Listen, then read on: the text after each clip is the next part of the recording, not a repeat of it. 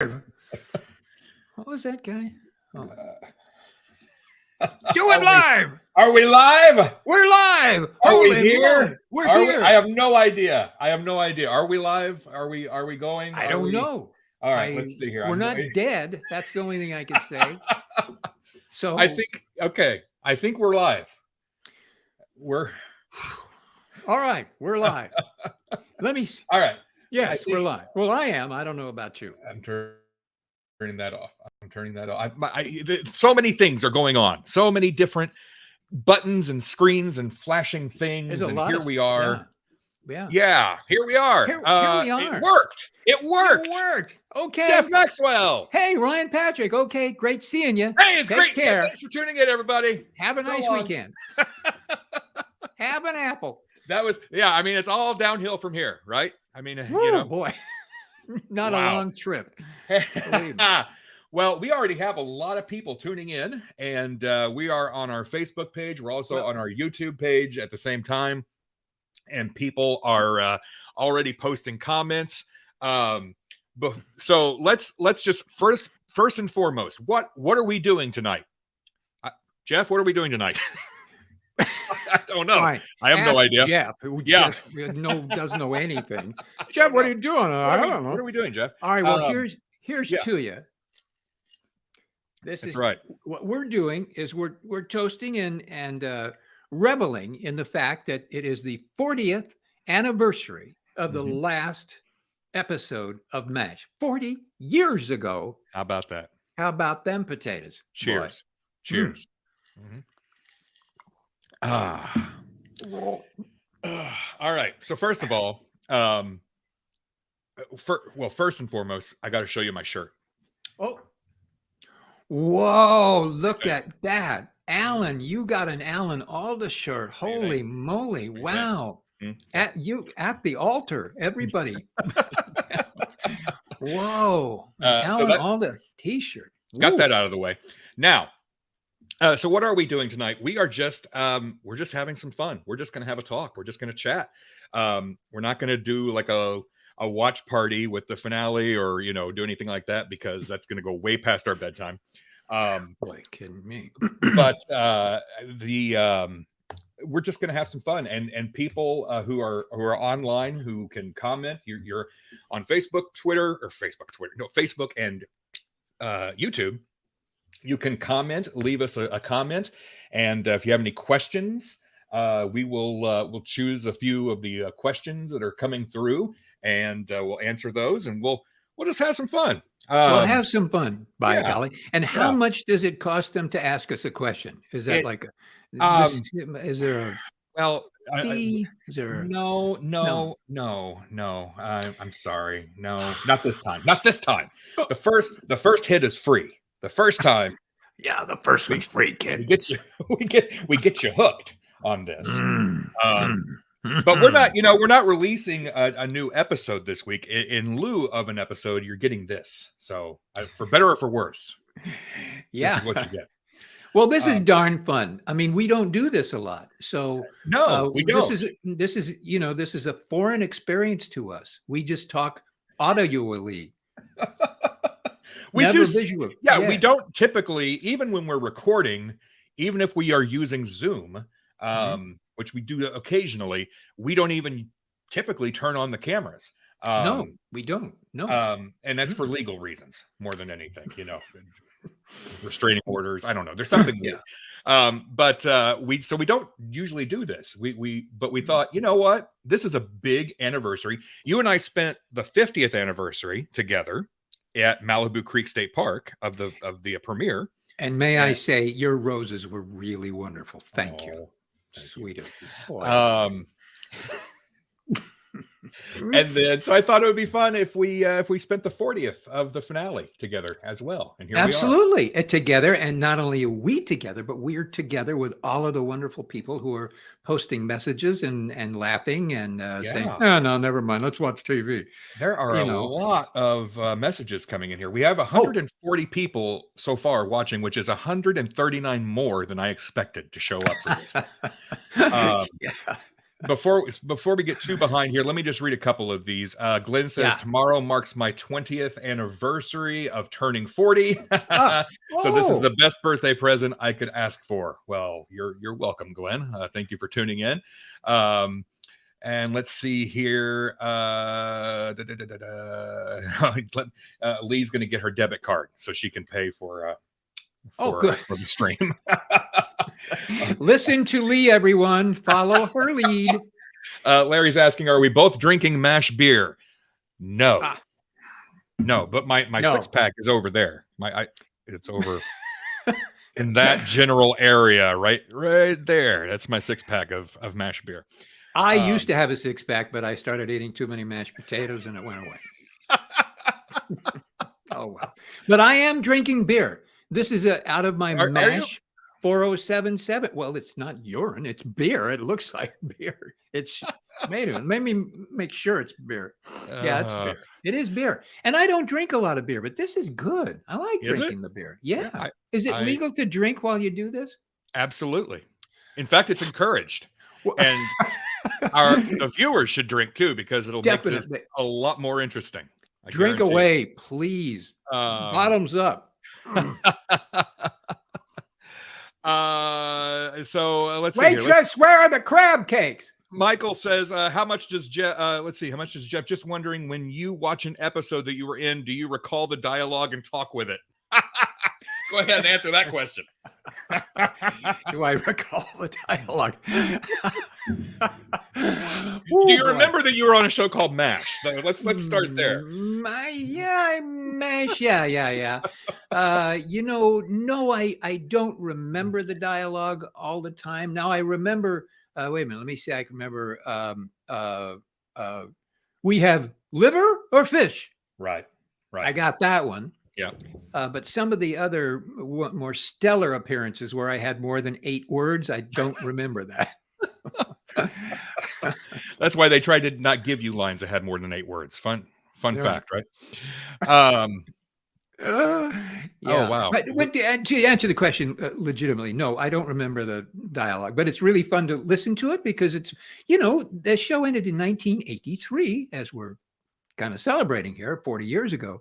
So it's hard to remember yesterday, let alone, what happened in 40 years ago. So, those things don't stick with you. But I have seen the shows, and it's interesting to hear the dialogue. Yeah. I can't remember what I had for lunch yesterday. So, good heavens. And the good news is I'm not going to remember doing this. So that's good. Hey, we want to say hello to a friend of ours, Marina Bryant. Is on. Oh, sweetie pie, Marina. So some of you may recall Marina was the inspiration for the episode that's Showbiz. No. Yes. Is that right? There's no business like show, business like no. Oh, you don't want to hear me sing. The one with the USO tour that came and that was basically her life story. So hi Marina, it's great to see you. Thank you. She was terrific. She's a sweetheart. She's a sweetheart, and she had an incredible experience, and it was really fun to have her on the show and have her talk about it because it was real. I mean, it was the real deal MASH kind of stuff that was real stuff. That's pretty cool. Yeah, it's wild to know that she lived that. I mean, it's pretty crazy. Yeah.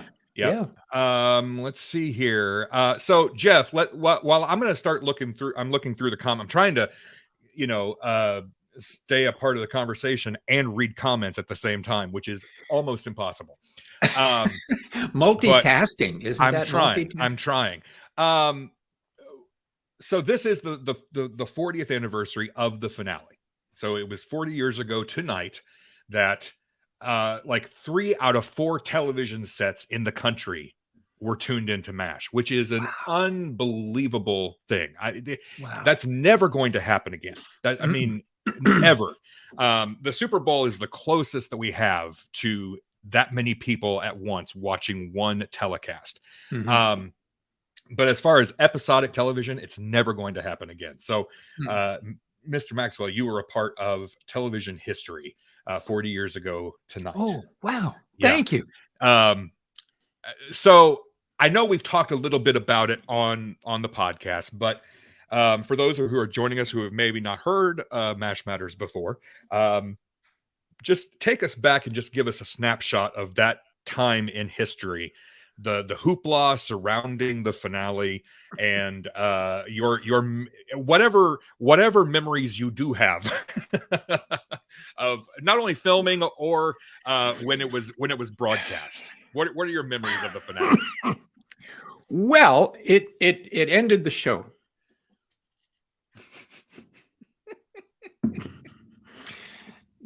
Right there. Didn't go. I wasn't ready for that. It didn't go any further after that. That's true. It pretty much put the kibosh on the whole MASH thing. Nobody showed up. Well, the thing is that the last show that ended the whole thing 40 years ago was not the last show that was shot. So that show was shot pre-end of the show, the last show. So it was kind of weird because it wasn't so emotional because it was just sort of another show, very complicated show, and directed by Alan Alda, written by Alan and all the other writers that were part of the show. So it was kind of a little bit normal because, you had to go through it and do it. So it wasn't the crying and the hugging and, all the sniveling and stuff that was on the very last episode. Mm-hmm. And out at the ranch, the fire had come through and burned everything down. So they had to rewrite everything because it, offensively and insultingly burned down the sets. And how dare it? Really? What did you ever do to the fire? Nothing. So we, it was a job. People were still emotional. I mean, you understand. I love Private Igor Straminsky, and he certainly did a lot of things. But some of the things that were going on that shaped the show, I was not privy to. Mm-hmm. They weren't asking me my opinion about various things at that point. Certainly because I was so busy doing other things that they didn't have time to do that. And they didn't have my phone number, which didn't hurt or did hurt. But, it was an emotional time. And I say it was just like a normal show. I take that back. It wasn't, because everybody knew that was the end of the show. So even though it wasn't the last episode, we were still dealing with the end of the whole MASH experience. And that has to be, that has to be a weird feeling, knowing that you've said the big goodbyes and then you go back to work and film an entire season. That has to be a little strange. Yeah, it was kind of weird. It was kind of weird. It kind of went, what? Yeah. So and I regret this because the last show that was shot, I was in it, but I wasn't there for the very last day. So I missed all the hoopla and stuff. And I honestly don't remember why I wasn't. I think I probably was involved with something else and just didn't do it. But I regret that now, because I would have liked to have participated in that last breath, the last gasp of MASH. And the hoopla and the commissary and all the press and all the people. There were 200 members of the press there for the taping of the last episode. Yeah. Which wasn't normal. Not normal. Not normal to have that many people crammed into stage 9, I'm guessing, right? No, it wasn't. No, but I do know, and I think we've seen various news reports and things of people crying and all the hoopla and the yelling and the screaming and the applauding and stuff. And that was all there. These people were together for 11 years. Yeah. And it was a family. And suddenly you're saying, see you around, goodbye. We're not going to be here tomorrow or the next day or the next day or the next day. So it was, it's an emotional thing. Very. And it still is. All the people that are, still connected. And that you pretty much met everybody and know the connections and the emotional feelings between everybody. And it's an amazing, what can I say? It was an amazing thing. And I'm very grateful to everybody to have allowed me to come and play with them, because it was really cool. So I think we have talked about this too on the podcast, but Mike has a question here. He says, Jeff, how did you watch the finale? Did you watch it at home or at a watch party? And what were your recollections at the time? I was in a psychiatric ward, and they let me And Sidney Freeman came to me, have sessions with you, and we'll stop the medication long enough to allow him to see it. I, myself, and our dear friend Kelly Nakahara and G.W. Bailey were invited to the San Francisco Press Club.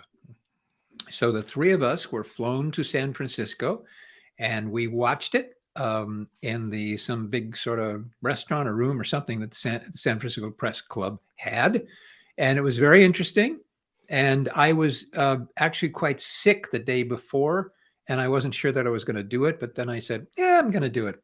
So I make everybody else sick. What the hell? And certainly these are not in the days of COVID. Otherwise, I wouldn't have done it. But this was just a cold or something. So I did. I did not make anybody sick, and I felt a lot better once I got there. So, but it was fun. And it was an emotional experience for everybody watching it in the San Francisco Press Club. So it was, boy, sayonara, goodbye, farewell, and amen. And that's what happened. And then the checks started coming in, or stopped coming in at that point. Sorry. Yes. And the checks stopped coming in. Although there are residuals, and we're all grateful to the God of residuals. Thank you very much. Who paid for this one glass of beer? Thank you. Thank you very much. So we have a lot of comments, a lot of questions. There is no way we're going to get to all these questions, but I'm going through and setting aside a few. This one's not a question, but John has an interesting comment, and I'm just going to put it up there and see if anybody has any comments on this. John says, I have a confession to make. I immensely dislike the final episode. I've watched it twice in 40 years and have never liked it.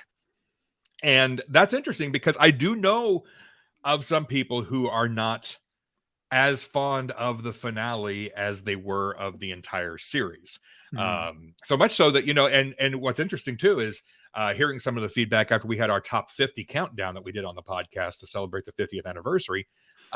Spoiler alert, if you haven't listened to that episode, the number one was Goodbye, Farewell, and Amen. And there was some feedback from listeners saying, I like it, but I wouldn't put it at number one. Mm-hmm. And so, you can't, you're not $100 bill. You're not going to please everybody, but it is interesting that, even MASH fans, diehard MASH fans could dislike a finale, one that was as widely seen and celebrated ever since. There's a contingent out there of people who don't like the finale. Yeah. Yes. And who was that asked that or said that? What was his name? I've already lost it. I think it was John. I believe it was John. If John were here, I'd love to hear why. I would love to hear the explanation why he didn't like it. I have heard things that it didn't resonate with people because it just, it was a little self-absorbed, I've heard the word bloated.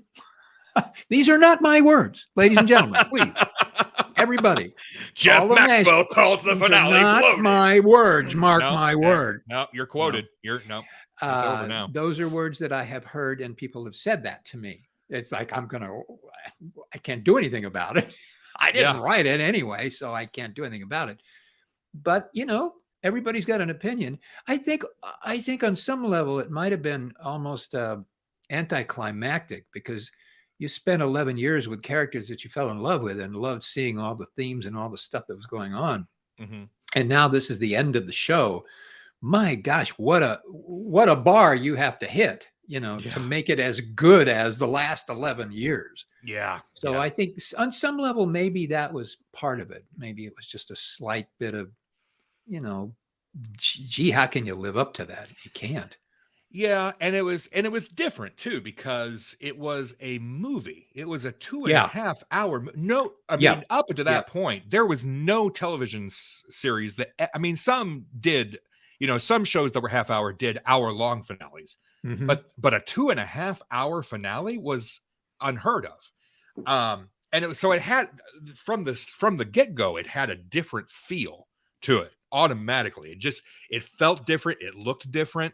It wasn't the same match, although it was, but there was something that it seemed different because you didn't have to, I guess, and maybe that's a good thing. Maybe they didn't have to cram everything into 30 minutes. Or can you imagine the MASH finale being 30 minutes long? I mean, Yeah. what a disaster that could have been. That would have been a mess, yeah. Cramming the end of the war into 30 minutes or 20, 24 Yeah, minutes right. plus commercials. And even an hour long, it could have felt rushed. So I'm glad that the network at least gave it time to, gave it a chance to breathe and, and try some things. But, maybe it would have been different if it was 90 minutes long instead of 2.5 hours. I don't know.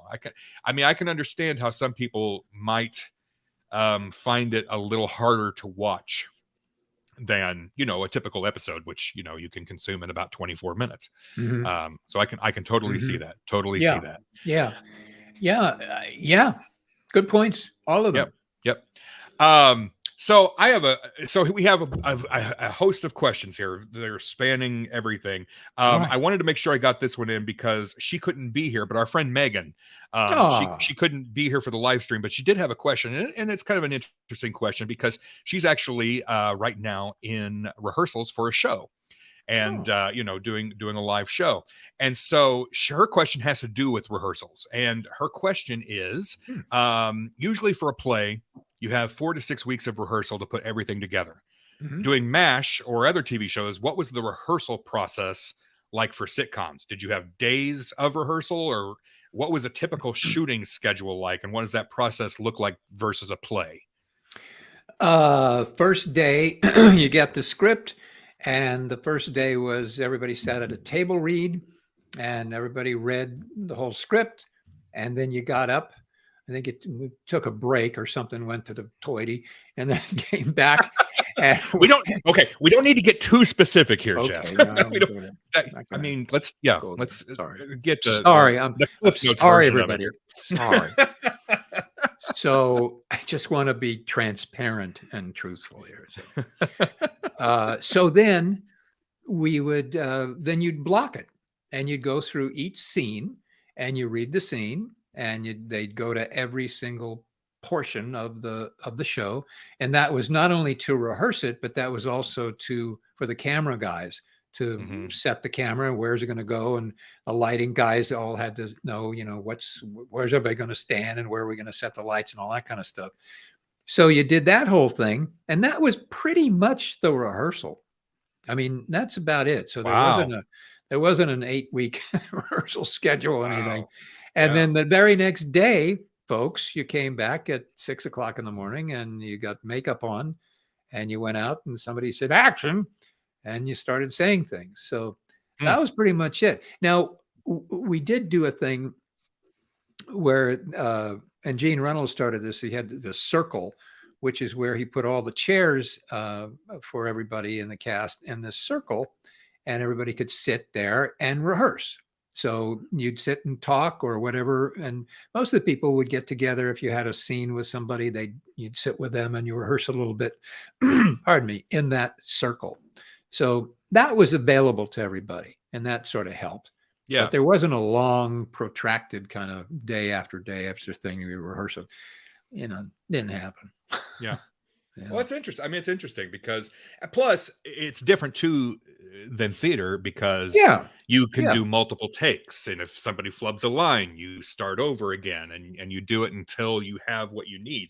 Live theater, you have to learn everything because you're presenting it as one whole chunk. You can't split it up and go study lines and in between and relearn anything. So and plus you were probably getting rewrites too. Sometimes day of, weren't you sometimes? Not a lot. No. Okay. It didn't happen. Once they set that script, it was pretty much set unless there was some weird thing that happened. But no, then after the table read and somebody gave comments and said, gee, could I maybe do it a little bit this way, a little bit that way? Once those changes had been made, if it was going to be a change, that was it. We didn't get changes like a lot of 3-camera shows did. When I was doing some of those, you'd walk out and somebody would, you'd learn everything. And then, because the 3-camera thing is like a little play and you're doing a half-hour play. So you'd learn the whole thing and then you walk out and you'd be ready to go, okay, Belle, what are you going to do? And they Yeah. say, no, you don't say Bill, and here's the new page. And you go, but we're supposed to do it now. Yeah. So those can drive. That's a little actors unsettling. crazy. That would be a little crazy especially if Yeah. you're kind of a perfectionist. Yes. When you've got your lines down, you know exactly what you're doing, and then all of a sudden, hey, surprise! Yeah. Here's a whole new paragraph for you. You do a lot of great, theater work. I wouldn't say great, but well, I was. Did I say it right, Harvey? Yeah. Okay. You do, and so I mean, how do you memorize all? Do you have repetition? Is it an easy thing for you to do? Repetition. Repetition. I over and over and over, just running it over and over and over again is how I learn. I can't. It's hard for me to sit at home and learn lines, so I have to, get on stage and walk it. It helps to actually have the motions with it too, so I know that when I'm walking to this side of the stage or picking up that phone or whatever, I'm connecting it with that line, so it's easier for me to be on my feet and run it over and over again. That's how they become, cemented in here until the show's over, and then they gone. I don't have a clue. Yeah. So, well, that goes back to the guy asking her about, do I remember Igor's lines? Do you remember any? I mean, you have to work really hard to memorize a whole play. Do you remember anything after that? I mean, a week later, do you remember? Oh, sure. I mean, they're still in there, but as day goes by, they just, they dissipate because I don't need them anymore. I don't have to, I don't have, there's other stuff in my brain that has to move in. So they have to move out in order to make room. I can't, it's not a finite space in there. So they have to, all right, so let's get to some questions here. I'm just going to throw some up at random. Oh boy, let's see here. Let me I'm just going to start from the top here. So we have Caroline. Is there any chance of a MASH reunion TV special? I can't speak for everyone or the powers that be if that might happen, but no. I don't think so. I don't think it's going to happen. What would it be? No, I don't think so. And luckily we have two really reunion, one official reunion where you had the main cast I know come together.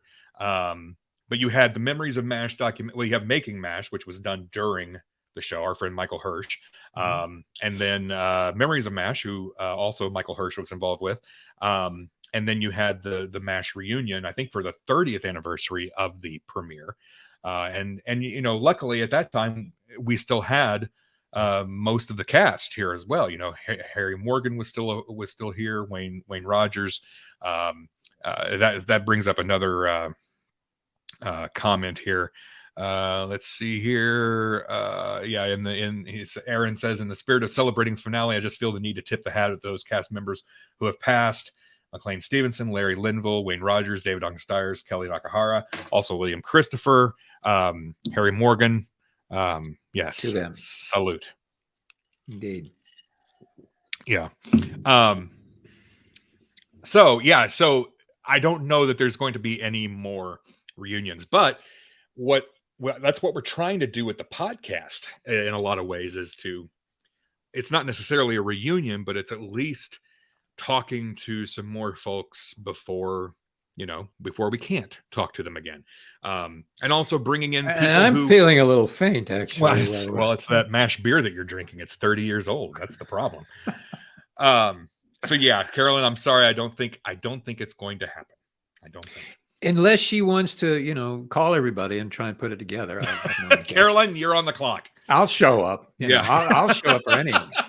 I'll show up for a lawn party. I don't care. Yeah. I mean, supermarket opening. He's there to cut the ribbon. I mean, he's ready. Mark says, is there any show or movie that Jeff loves as much as we loved MASH? Is there anything that you were just gaga over? Show or movie that Jeff loves as much as we love. Well, I have a couple of movies that I really, really, really love. Yeah. And they're old movies. One of them is Gaslight with Charles Boyer and Ingrid Bergman.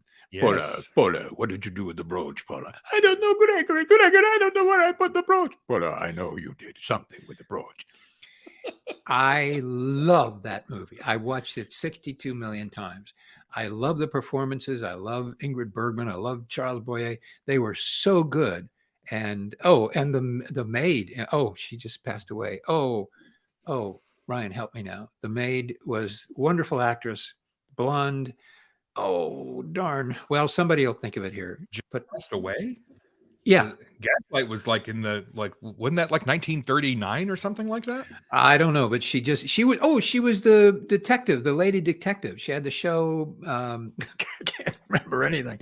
Darn it. Oh, some nice I'm smart person. searching right now. Yeah. Let's see here. Oh, Angela Lansbury. Angela Lansbury. Holy cow. I didn't realize she was in that. Oh, she played the maid, and Charles Boyer was all, hello, how are you? Wow. Yeah, and she go, oh, gosh, sorry, yeah. And Wow. it was such a good movie. I mean, the performances were just out of this world. 1944, by the way, was when that came out. 1944. Okay. Yeah. And the other one is High Noon. Oh. Yep. Loved High Noon. High Noon. Those are two. I mean, I have a bunch of other. Dr. Jekyll and Mr. Hyde with Spencer Tracy. What great performances and great characters. It's just those are some of my favorites. Nice. Very nice. And the Kentucky Fried Movie. Unbelievable. That's probably my first best movie ever made. At least like 8 minutes of it. There's like 8 minutes of it. That's just the best thing you've ever seen on film. Incredible experience watching it. Yes.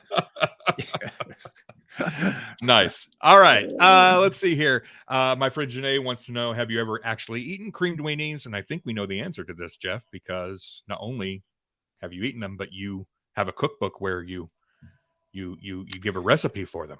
I have a cookbook, Secrets of the Mash Mess, The Lost Recipes of Private Igor, which will be available soon. It's going to be available soon. It came out in 19 and that was the year we met. Yes, that's right. Yes. Yeah, that's right. We met because of that book. That's right. We owe that book to this wonderful experience. Yes, we do. Yep. And so we did that because I was on your radio show, and you had me guest on, and we talked about the book because the publisher said, you got to promote it, okay? So do these radio shows. Get up at 3 o'clock in the morning. I was up some schmuck in Illinois. Right. I was up at 3 o'clock in the morning talking to you. My goodness gracious. Crazy. I'm so sorry. I'm still tired. But that was a great time. It was fun. So anyway, the book is going to come back. We're repurposing it and putting it back together. So it's going to look in its original form and and with wonderful guy, some new material, a little bit of new material. And this wonderful person is doing this with me, and I will owe him a great deal.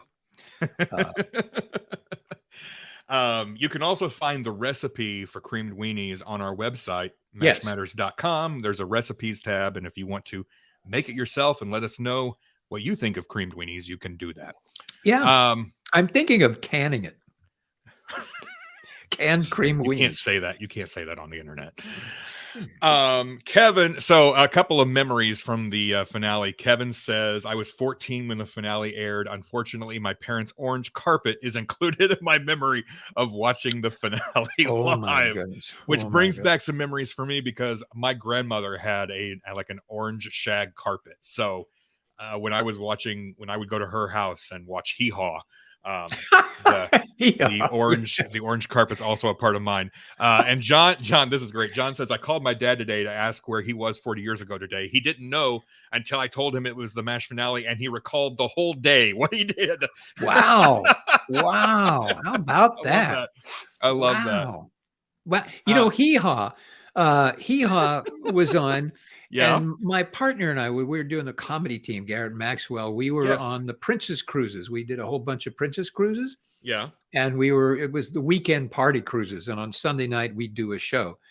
And the entire production staff and the executive producers and everybody from Hee Haw came on the cruise. Oh, so we were all excited. Bill and I thought, oh man, we're funny. They're gonna hire us for Hee Haw, and they didn't. They ignored us completely. So there you go. Thanks, guys. All right.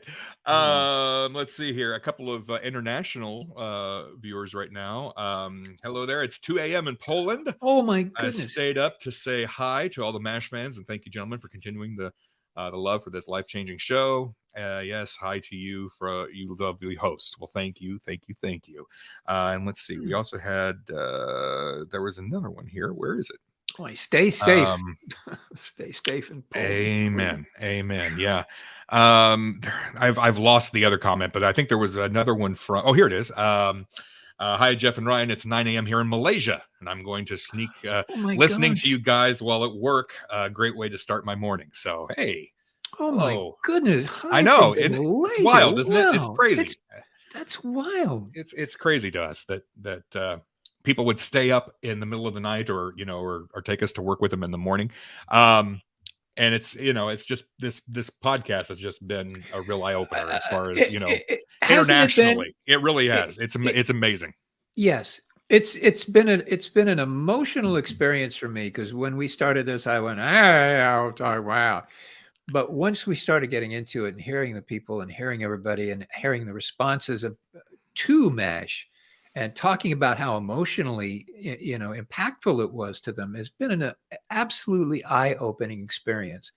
And you and I doing this is amazing, because like you say, we're sort of, it's a reunion emotionally. Anyway, we can't do it, visually with everybody, but we're trying to do it emotionally. So I'll stop saying things like that now. I'm trying to be serious. You're making me emotional. Let's see here. Timothy wants to know, Jeff, have you ever gotten out of a traffic ticket by playing the "I was on MASH" card? No, but it did get me out of that murder charge. Hey, I played the "I was on MASH" card, and I got out. Congratulations, man. Yeah. Hollywood. No, I never tried that. I don't get traffic tickets. I'm a good driver. So they don't pull me over. I can vouch for that. I've ridden in the car with you several times, so there you go. Vouch for that. I too have never received a speeding ticket in my life. Wow. Yet. Now I've had a couple of warnings. been on the precipice of getting one, but I have not played the "I'm from MASH Matters" card to get out of them either. So. Yeah. Well, if it happens, try it. I would try it. It's not going to work, but I'll try it. Yeah. Let's see here. Rachel wants to know, do y'all sell the MASH Matters hats like the one that's in the background behind Jeff? If so, can you please post a link in that chat? No, we don't. Those were specially made by Mr. Maxwell. I have mine. Where is mine? I don't know where my hat. It's usually back there. That was a Christmas gift from Mr. Maxwell a couple of years ago. Now, we are toying with making available some MASH Matters merch. Is that something that people would want to maybe see or want to buy? Or now, I can't say it wouldn't probably be the hats like you see there, but. Well, but imagine a t-shirt with Jeff's face like this on it. That's what we need. Just giant Igor. That's what. Right. But shirts and stuff. Yeah, he's and posters and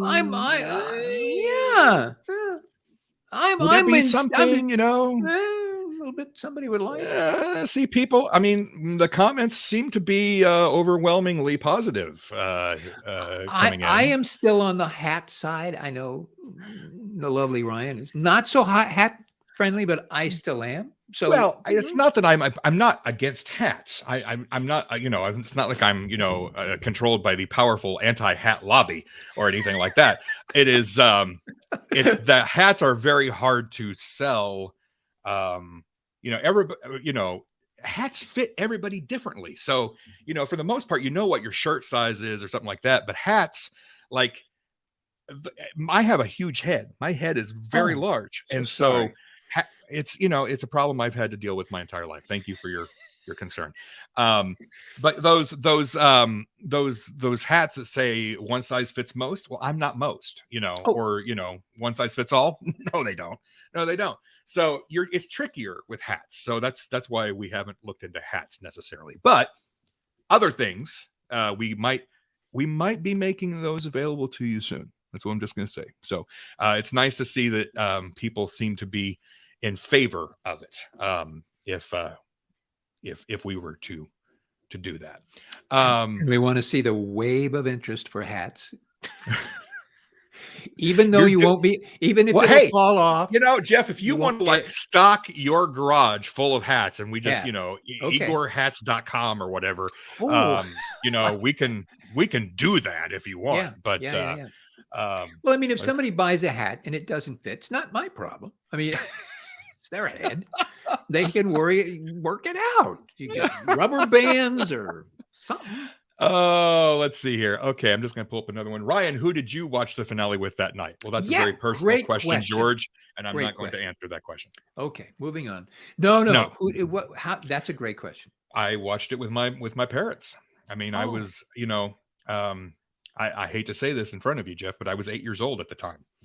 And I know, drink your beer. Take a drink. All right. I was 8 years old when the finale happened. So I had just started really getting into the series at that point. Like the last couple of years of the original run is when I actually was into sitting down with my mom or whatever and watching the episodes. And so I watched the finale, and then I remember going into my bedroom and bawling like a baby. Oh my gosh! Wow, really? Because, like you said earlier, it was by that time it was your family. Yeah, it was a beloved family, and they were gone, just like that. They flew off, and they drove off, and they galloped off, and everybody was gone. So, yeah, that's what I've gotten over it. Don't worry, I'm fine now. Yeah, you seem like you're a little bit more together. Well, that's very nice of you to say. Yeah.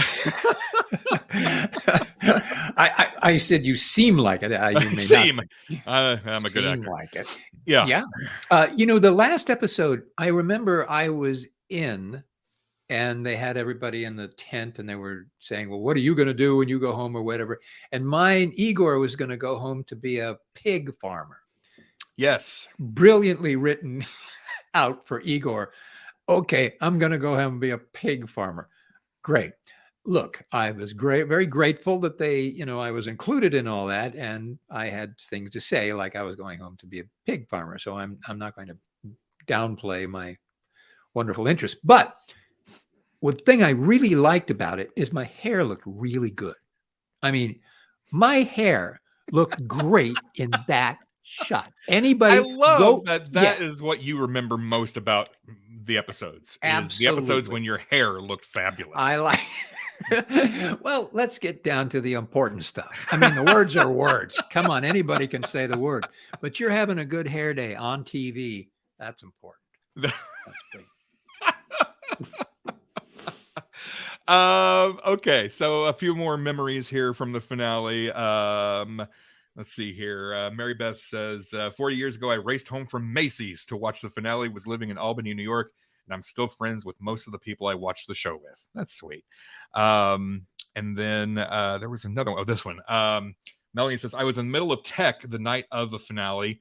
We had to beg our director to have a TV in the dressing room. He didn't appreciate the tear-stained mascara when we came out for curtain call. Oh, my God. I love that. Oh, I love that. Wow.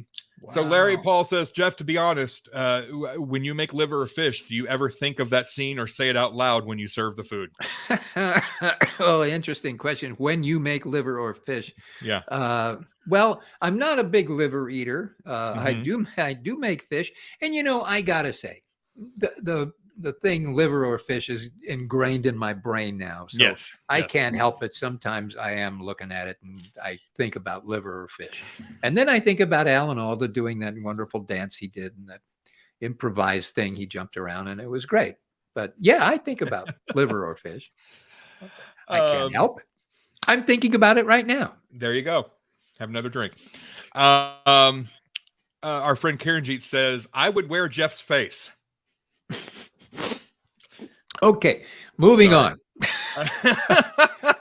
You're talking about a T-shirt like this. Oh, okay. On, you know what I mean. All right. Kieran G's Okay, one of yeah. our Patreon page, or one of our majors in Patreon. So, Good and I've friend. had a few Yeah. people Well, mention Patreon in here. First of all, to our Patreon folks, we love you. There's a few of you we still have to get the Zooms scheduled with, and we'll be doing that. And we're trying some new things with Patreon. We're trying some. yes. So if you're interested, go over to mashmatters.com/support. It's as little as $3 a month you're in. There are different perks for different levels, and we try to make it worth your time, and we appreciate you helping to invest in the podcast, because podcasts cost money. Jeff has to buy the beer. I mean, it's, we I need, gotta come on. buy those hats and the six packs. He's got to stock all the hats in his garage to sell at igorshats.com. But we're doing some different things with first of all, a lot of times when we have an interview with somebody, oftentimes we have content that doesn't make it into the final episode. So sometimes we'll share that bonus audio with our Patreon supporters. And we've just started recording some little mini episodes. And I believe we released the first one about a month or so ago, and the second one I think is going to come out tomorrow on Patreon. So if you're interested in that, so we just take a few questions from our Patreon folk, and we just do short little 7 to 10 minute episodes, but it's just some bonus content for our supporters, and we appreciate all of y'all. That's Mini Mash Matters. mini mini M-I-N-I, not M-A-N-Y. Oh. Yeah, because we can only we're only two, we only have so much time here. Let's say I'm sorry, I'm behind on there's so many comments. Adam, you're asking who's on my shirt. That's Alan Alda right there. That's the man. Yep. I've had this shirt for a while, but I was saving it for the right moment, and this seemed like the right moment. It's definitely the right moment. I wish I had a shirt with somebody's picture on. I don't. Darn. Well, maybe someday soon with Mash Matters merch. Maybe. I mean, you'd be wearing like a shirt with your own picture on it. It'd be a little weird, but there are people who do it. So yeah. Speaking of shirts, Michelle says, I still have a MASH t-shirt I bought at the Smithsonian when the set was on exhibit. It's threadbare, but I still sleep in it every night. It gives comfort from one of the best times of my life. I'm 6 years old. Is that lame? It is not lame. Absolutely not. Absolutely not. The Smithsonian, we tried really hard to get them to do more. We tried. We were in talks and everything, and but they do. But the signpost is back, so you can go see the signpost. From Quebec, David, do you see new generations of MASH fans that will be excited to celebrate the 50th anniversary? Yes. I mean, that's what's been amazing, is to see the younger generation who's seeing MASH for the first time and being a part of that. We hear from them, and we see them on on social media, and they're out there in force, and it's really cool to see. I don't know what you think about it, Jeff, but I think it's really neat to see how 50 years later because I mean, let's face it, there aren't a lot of television series that started in 1972 that the younger generation today, teenagers, college age today, would be clamoring to watch. Some of those shows, most of those shows, did not age well at all. At all.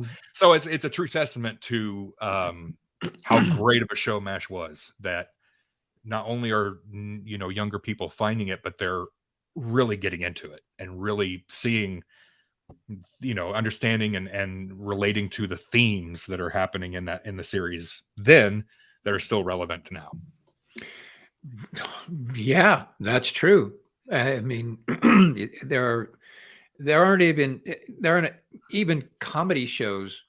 There aren't any of those that, although they're like Mary Tyler Moore, maybe, but people aren't. Yeah, there are there's a still, few of yes, those.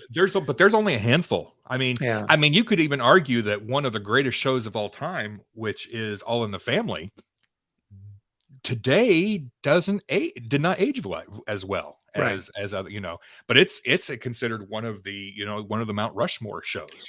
And, and I have to say, I've said it before, I'll say it one more time here. I really give all the credit to the team of Larry Gelbart and Gene Reynolds. Larry Gelbart was a comedic genius. And in his own way, Gene Reynolds was a directorial genius who was able to not only put together an amazing cast, because he had such a sensibility in his heart and soul that he was able to do that. And he knew that Larry Gelbart was the guy who would really write it. And without the two of them doing that, I don't know that we'd be sitting here talking about it. I just don't, because they really held on to it. They bit down really hard. They knew what they wanted to do, and they did it. And they were able to hire wonderful people who agreed with it, not just because they were the producers, but agreed with it on a real emotional level. And that's why we're talking about it today. It's those two guys. And not to say that after that there weren't wonderful shows and they didn't carry it on, but without them in those first 4 years, I don't think we'd be doing this. It's true. Before I forget, I want to say hi to Arthur Healy. I didn't say that, but Arthur Healy is a good guy, and he's helping me put the book back together like Humpty Dumpty. So thank you, Arthur. We'll talk. All the king's horses, all the king's men. Yes. So Vic says, I'm 19. I discovered the show when I was 14. I absolutely love the show. Our friend over at the MASH Historian. I was born 4 years after the finale aired, and I'm amazed that MASH fans who contact me through my site are in their teens and 20s. It's such a timeless series. And folks, if you have not checked out the MASH Historian's website, go check it out. Follow the MASH Historian on social media. I have a fairly large MASH collection, which is right back here, and also in that closet back there. Which by the way, I do have some stuff I want to show you, because I have something I have not told you about yet, Jeff. All right. Oh, doggy. But I think I have a nice little collection.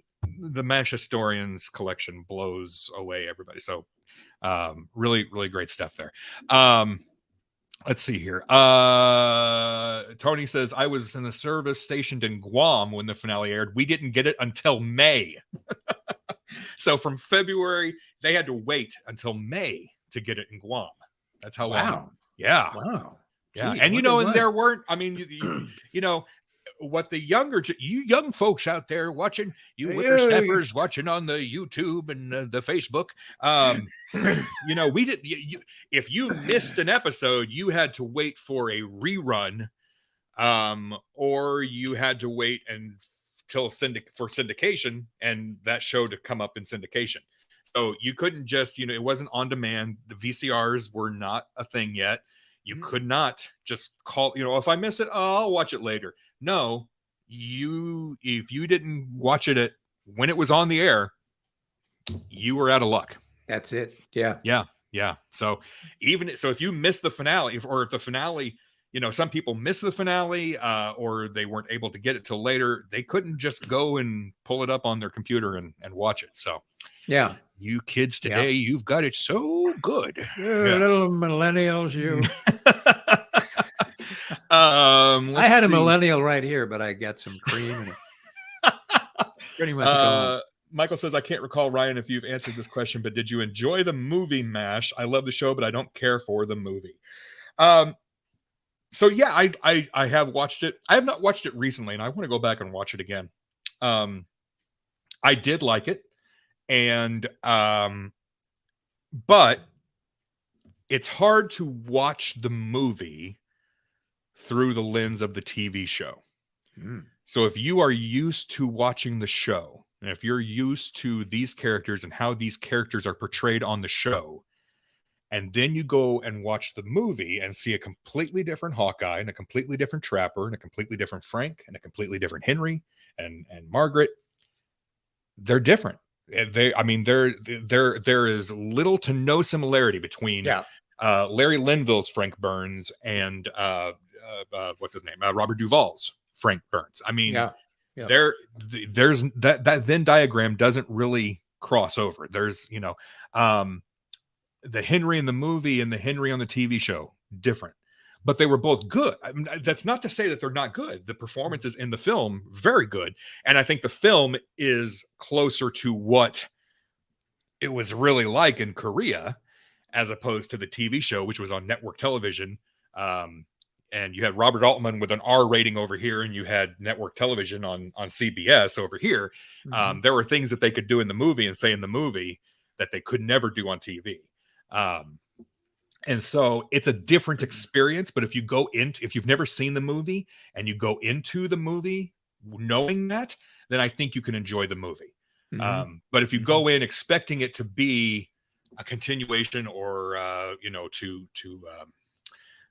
be a continue or not continue, but you know what I mean, copying of the TV show and the TV characters and those performances, you're gonna be disappointed. Yeah. Yeah. And Robert Altman apparently did not like the TV show. I ran into him in an airport once, and I was waiting for a car to pick me up, and I turned around and there's this guy standing there, and I went, "Wait, that's Robert Altman." And I said, "Excuse me, are you Robert Altman?" He said, "Yeah." I said, "Well, yeah, MASH," and he immediately, you could just see the blood go out of his head, and he said something unkind about the TV show, and it was like, "Okay, Mr. Altman, nice meeting you." I don't remember what the words were. I blanked out, but because he was not happy about the TV show. I'm gonna guess, just what I've seen of Robert Altman, that he probably didn't like most things. I'm just guessing. He didn't strike me as a happy-go-lucky kind of a fella. I don't know. He didn't like me. That's for sure. There. Get away from me. Okay. Try watching the show with subtitles. Sometimes a line that you've heard 1,000 times was a joke that you didn't get, and now you have to go to Wikipedia. Yes, I can attest to that. It is fun to watch it. It's also fun to watch if you have access to any of the scripts from the show. It's fun to get an episode and follow along with the script and see if there are any differences. And sometimes there are. Sometimes there are several differences, or it might just be a line here or there, but every now and then you do see some differences there, or you can see what was cut, especially if you watch it in syndication, if you don't have access to the DVDs or Hulu or wherever it is streaming where you are, is interesting to do that. So let me, there's no way we're going to get to all of these. I'm stunned. I crazy. see one question. Should I click it or should I just say what? Go ahead, click it. Click exciting. it and see. It says click and show there. Click the show. It's not. Click the show. I don't know. Just click it. Does it say show? Anyway, okay. I don't know. Just read it. These young people, I don't know how to work these things. Anyway, the question is from Ron Bader Bader. I think it's Bader. Yeah. Ron Bader. Were the mess tent dinner scene speeches fully scripted, or was there some ad lib? There was no ad lib. Nobody could ad lib. Anybody was ad libbed, one of your fingers was cut off immediately. So none of the speeches or any of the funny stuff. Yeah, I know it was horrible. Well, man, I mean, look at this. Intense. This is what happened to me. So you do it once. I was bad. I was bad once. Badder. But no, there was no ad libbing really going on in any of those things. And you didn't have to, because the writers were so good. They were better than your ad libs probably. So no, there wasn't any ad libbing in the mess tent scenes. Thank you. So this we'll be right back after this word. Sorry. I bought the finale on RCA video disc in 85 or 86. Still have it though, no player. Now hold on just a second. I'm gonna get something out of my closet. So stand by. Well, ladies and gentlemen, you're never gonna get any better podcast. One of our hosts is going to get something out of his closet. Ladies and gentlemen, where are you going to see that kind of material? I meant to pull this out. Oh, he's back now. I'm back. If you're saying bad things about me, I didn't hear. No. Just letting you know where you are. Look at this. Look at this thing right here. Look at that. Wow. Still, it's got most of the wrapping on, but this is this is CBS Fox Video. This is the electronic disc system. I don't know exactly the. See, I'm gonna have to get I gotta get these things out here. Put on your glasses. See, I can't even pronounce this word. The Capacitance electric discs. I have no idea, but I recently bought this and added it to my collection, even though there's no way I can ever do anything with it. But I just thought it would be It's like hard plastic. This is like hard plastic, and inside is the disc. And I'm not going to pull out the disc because something bad will happen. But this is the finale. This is the finale. I've got the finale on. I've got the finale on VHS tape too somewhere. Wow! Packed away somewhere in the original VHS. But I buy things, Jeff. eBay is great because you can find all kinds of things.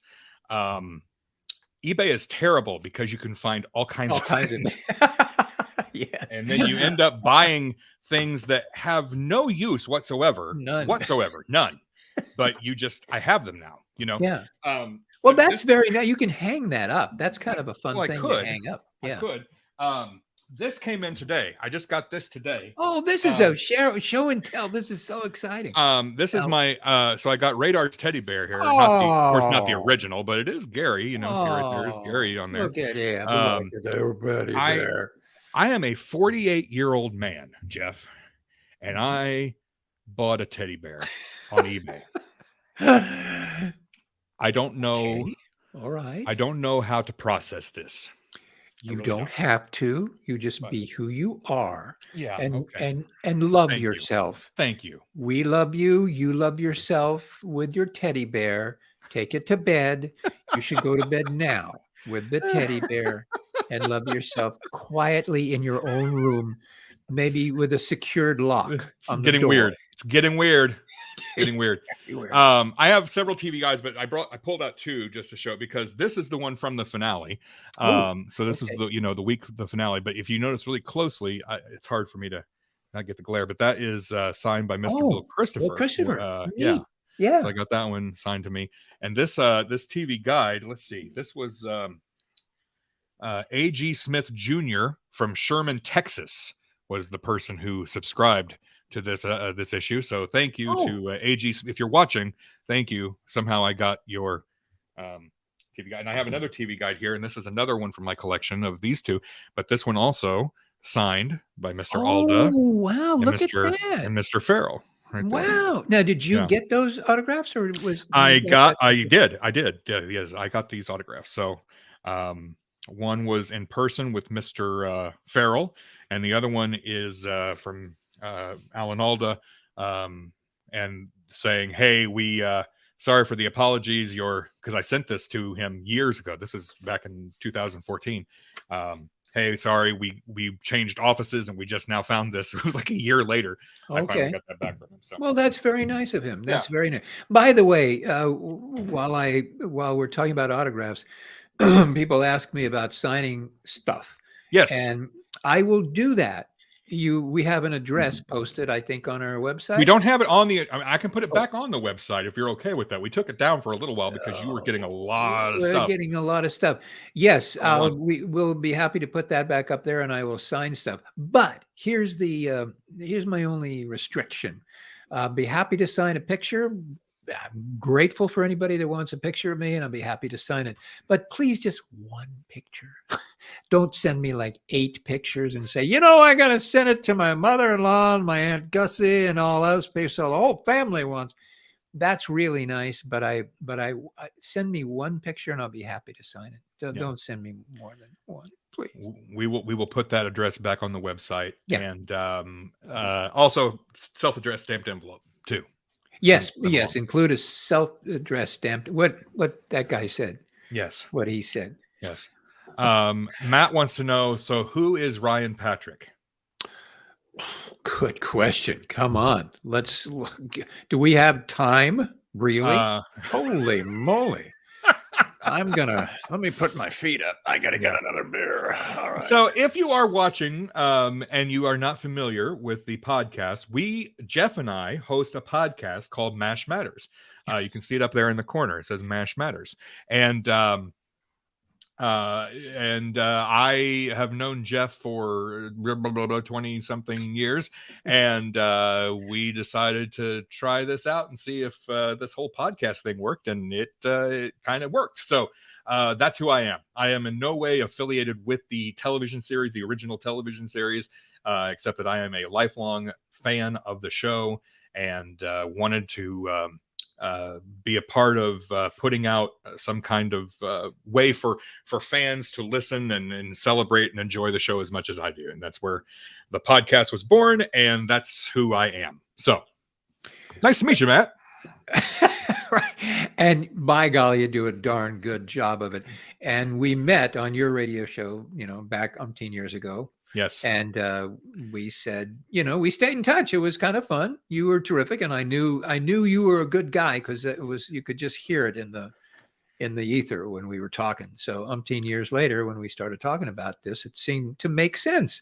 And we both love MASH, certainly. Yes, and plus I kept up the payments too.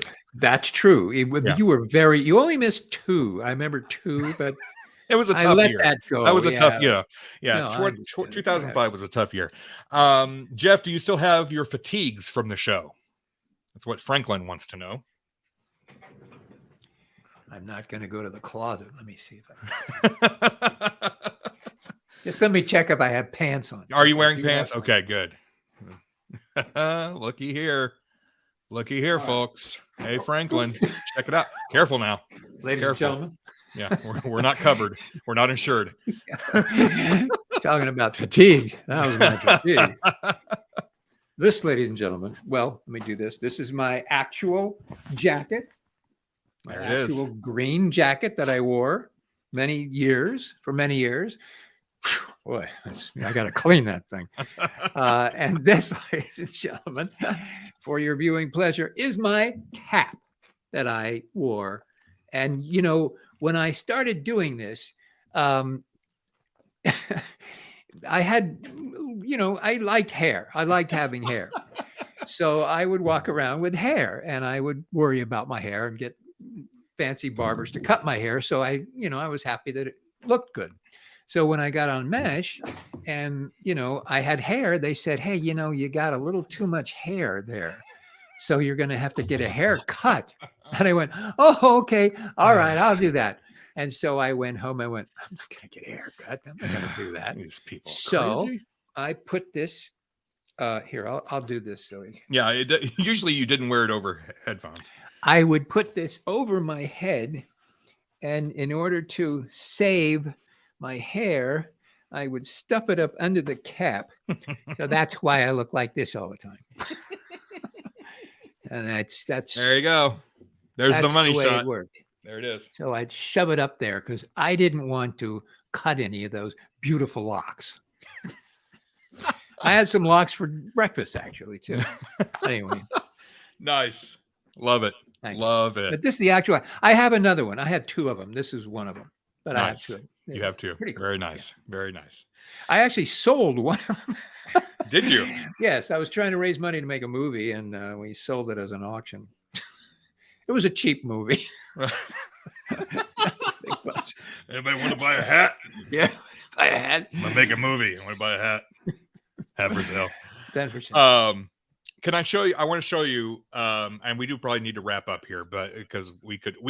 I mean, seriously, we have enough questions to talk for hours. Oh yeah, I mean, we don't want the 40th anniversary commemoration of the finale to last as long as the actual finale. So we probably should wrap this up here. Let me say here. Can you say my name on here? Jalen. It's like Alan with a J. I'm sorry, Jalen. No, we can't do that. Okay. Can't say Jalen. So, I bought something on an auction recently, and I was teasing you about this, but I didn't tell you what it was. During our last interview, which we need to actually probably plug our next interview too. But I found something online, and I was the high bidder. And it's not, I don't know. It's, again, it wasn't eBay. This was like one of the big auction houses, that charge a lot of extra fees. But these came up, and I thought, how cool would it be to have these in my collection? Because, most of the things that are in my collection were mass produced things that, a lot of people, the action figures and the toys and the things, those were, a lot of people can find those. But the chance not to have just one of these, but to have several of these is something that I just couldn't pass up. So there's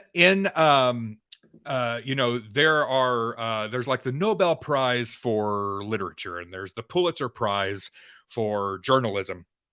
But for TV writing, there's the Humanitas Prize. And I have in my possession now, this is the Humanitas. I need to turn. Let me get them. So this is Thad Mumford's. I can't believe that. Humanitas Prize. So this is when he was a producer for the episode Who Knew. Not only that. My goodness. Wait, there's more. Here it is. His Humanitas Prize in 1982. This is when he was the co-producer for Where There's a Will, There's a War. Wow. And then here's the I have a third one. It's the same prize, but this one is for a very polarizing episode, Jeff. This is the 1980 Humanitas Prize for co-executive story editor on Dreams. Wow. Yeah. Ryan Patrick. Now, wow. In addition to that, it just keeps that was not there were three more things that they're all similar. One of them, they're framed. Two of them are framed. They were all framed, but one of the frames was broken, and I knew that going in, so I took it out of the frame, and so trying not to get the glare. But these are the certificates of nomination for the Emmy Awards. So this is for best comedy series. Best comedy series there. This one is for Thad Mumford for also outstanding comedy series. So that one was 81, 82. This one's 82, 83. Holy moly. And this was this is for outstanding writing in a comedy series, and this is for Death Takes a Holiday. Oh my goodness gracious. Episode. All of that was in one lot, and I was the high bidder on those. Can you believe that? I can't believe it. Those are really cool. Do you have any idea where that came from? Who No, I don't know who sold it. I don't know who. My goodness. Wow. I don't know if it was Thad's family or whoever ended up with it. I don't know. But it was, wow. Those are really cool. To have just to have one of these, in my collection would be pretty special. But to have the opportunity to have all of this, so they all came from one lot. So my goodness, wow! Came in two giant boxes, very well packed. I have to say, the Heritage Auctions folks, they pack them up good. Yeah. So, wow. Thank you for doing. Oh, that's really special. I'm really pleased that you have that. Yeah. That's really cool stuff. Very cool. I'm just gonna throw them in the cabinet back there. Don't ever look at them again. Next to my pet rock. I got this, and I'm gonna lay this on him, surprising you with this because I didn't want to take your attention away from what you were saying because it's beautiful. I got this from eBay. It's a little bowl with paper clips in it. See, now they're Igor's paper clips, so they're worth something. Igor's paper clips, yes. Yeah. And people would pay good money. You think? People would pay good money for that. Yeah. We could auction off individually all of those auctions. I like that. And you might have enough to make a movie. Maybe. Not hat money. No, hat money. No, hat money. Shade says so now everyone needs to be on Patreon. Ryan is now broke. Yes. Oh, I'm so sorry, Ryan. Yes, that's poor true. Guy. Gee, he's got a family and a little dog and a cat. yes. Feel sorry for me. Oh, so we're gonna wrap up here, but this is very sweet. I just not to toot our own horn, but Lee said something very sweet that I wanted to put up here. She said, after the 3+ years, you have both created an archive of incredible stories from the show's writers, actors, etc. do you ever think about the impact you both are having for fans like us? Well, I pat myself on the back every day. Frankly, I say, "Good gosh, Jeff, look what you're doing for humanity. Give me a break."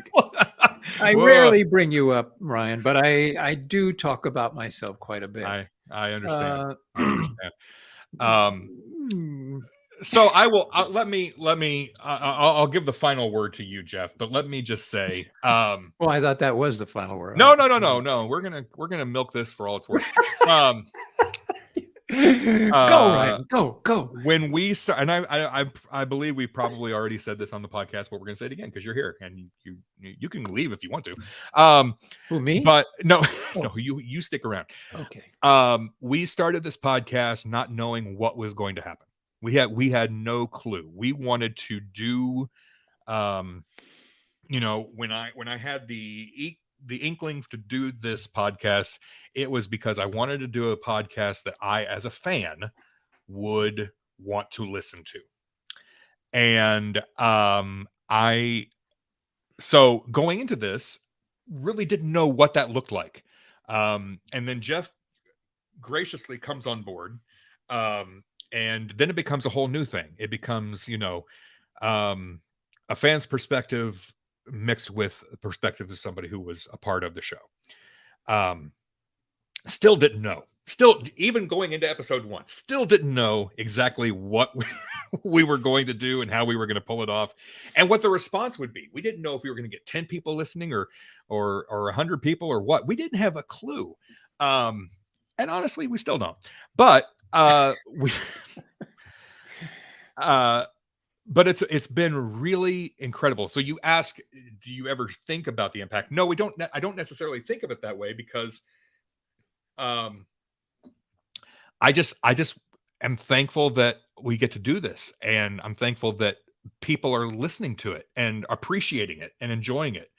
And I don't necessarily think of it as going into this. I didn't think I hope we impact people's lives, but then the good Lord, Jeff, I mean, the letters that we get, the messages we get, people saying, how important this show is to so many people, and how it formed a lot of people and who they are today, and the professions that they have, and the choices they make, and decisions they've made in their lives. And I remember sitting with, and we got a voicemail or somebody saying, MASH saved my life. And I stopped that, and I just turned to my wife and I said, I just wanted to start a podcast about MASH. I didn't know that this was going to be what it was, but it's almost turned into a very cathartic thing for a lot of people. And we're just, I'm speaking for Jeff. We're just honored that we get to do it, that we can carry on this wonderful thing that we all love, and introducing it to new people. And we love hearing when people write us and say, hey, just found the podcast, and now it's made me want to go back and rewatch the entire series, and it's just showed me it's reignited my love for the show. And it's incredible. It's absolutely incredible. We had no inkling of what to expect from the show, but because we just thought, well, let's just get on there and talk about MASH and answer some questions and be goofy. And we do that, but people seem to like it. So that's why you invited me. Okay. That's a good. I need the goofy. That's it. Yep. So that's my take on it, Jeff. I don't know what I'll give you. Like I said, I'll give you the final word here before we sign off. Well, I think you said a lot of wonderful things, and this journey that you and I have taken is very satisfying, and for a lot of reasons. Number one, that we are friends and we have a good time doing this, and I think that's healthy and makes us both feel good when we do it. Yeah. And it's fun, and we're doing something, like you said, about a subject that we both love, and hearing the response from people has been really, really overwhelming. And we, like you said, we didn't expect or know what was going to happen when we did it. but doing it and hearing the response is really gratifying. And I can't thank everybody enough for all the wonderful things they say about the podcast. Various people say, nice things about me and that I made them laugh on the show and did various things. And so I can't thank you enough for saying those warm, kind things. And I'm very grateful that we have the opportunity to do it, and we'll keep doing it as long as you keep listening. Or one of us dies, or maybe it's on you. It's okay. It's on your responsibility now, you listeners.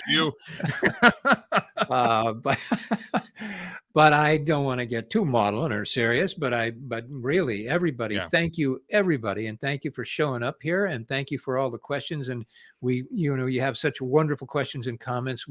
If we read them all, we'd be here until next July. So and I've got plans in July, so I can't do that. You can. Fine. Okay, leave it in my lap. I'll go July.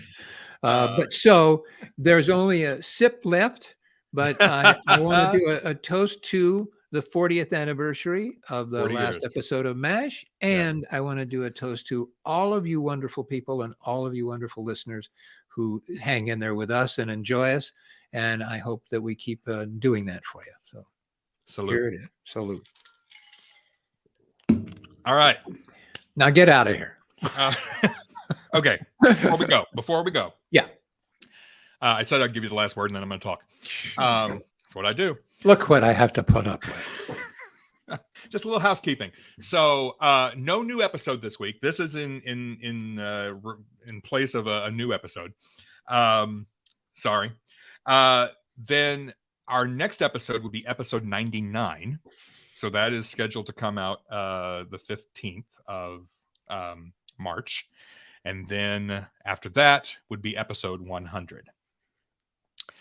And you've frozen on me, Jeff. Are you frozen on your end? You froze and I froze. Are we not? No. I think we're unfrozen. Oh no. We might be frozen. We might not. We may be, I don't know. We may be talking to absolutely nobody at this point. Yeah. You're a little But in case you can still hear us before we go, we're not going to let the cat out of the bag yet about episode 100, but we have something special planned on episode 100 that I don't think anybody can predict. I'll just say that.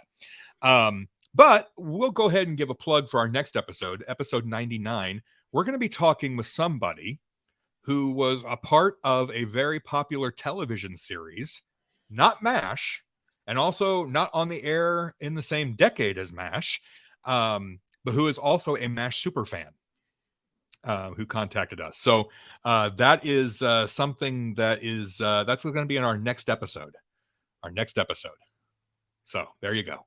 I want to do one more toast. Okay, one more toast. Oh, you've frozen again. That's okay. I look better when I'm frozen. Oh, there you go. To you, Ryan Patrick, for being such a wonderful part of MASH Matters, and for having this idea, and for paying me so much money to do it. It's incredible.